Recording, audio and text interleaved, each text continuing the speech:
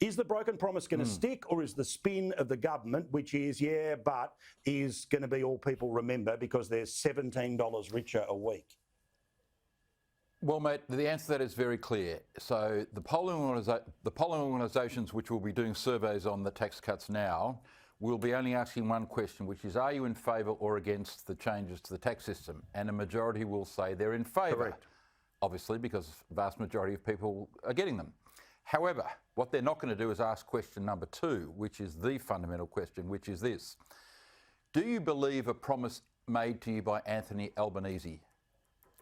And a majority of people are going to say, I wouldn't believe a word he says. We know that Albanese has been promising that he's going to do something for cost of living, but at the same time, we have not seen that at all. Well, we've been rolling out substantial cost of living relief over the course of the first year and a half or so of our government. We've been rolling out energy bill relief, cheaper childcare, cheaper medicines, more rent assistance. In a whole bunch of different ways, we have been rolling out cost of living relief throughout the life of our government. The Liberals and Nationals want higher taxes on Middle Australia to fund an even bigger tax cut for people on the highest incomes. The Liberals and Nationals want higher taxes on Middle Australia to fund an even bigger tax cut for people on the highest incomes. That's their position. That's the position that Susan Lee put forward. We have a different view. This is an opportunity to do the right thing by people, to give bigger tax cuts to more people to help with cost of living pressures, and that's what we'll be putting to the Parliament.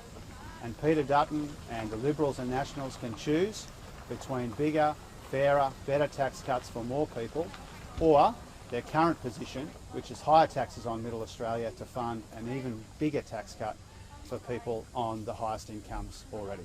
Susan, has the coalition ever gone to an election, made a promise, and then got in and said, well, economic times are different, we have to change tack? Well, that's what this is going to do. This is going to double the tax cut for the average Aussie worker.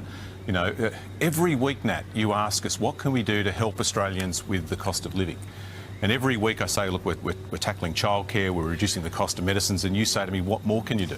Now, the easy thing would have been to say, look, we feel your pain, we know that you're doing it tough, but there's no more that we can do here. The tough thing is to say, look, we'll change the policy to help more people. And I'm happy to cop a tongue lashing from Susan on the show today if it means that we can give a bigger tax cut to 11 million Australians. Now, they say they want an election now. What would your policy be, Susan? Are you saying that you're going to vote against a bigger tax cut for 11 million Australians and jack taxes back up again if you win the next election? Susan, are you? Will the coalition vote against these changes? We'll drill into the detail. We'll drill into the detail. We'll drill into the detail. We'll drill into the detail. Like I said, Nat, we've discovered this $28 billion of bracket creep. Is that a no? We'll drill into the detail. We will have a look at this. You've got the we will detail. have a close look at this. We haven't even seen the legislation, they don't know Jason. what to do. We don't even have the legislation. We will look at it closely. You've got the policy. It's been announced today. Always have lower taxes. Are you going to vote against a bigger tax cut for 11 million Australians? Always be lower under the coalition. Susan, you seem pretty firm on it. Always be lower under the coalition. So you're going to vote against a tax cut for 11 million Australians or not? Jason, you're asking me to forecast something we haven't seen the detail.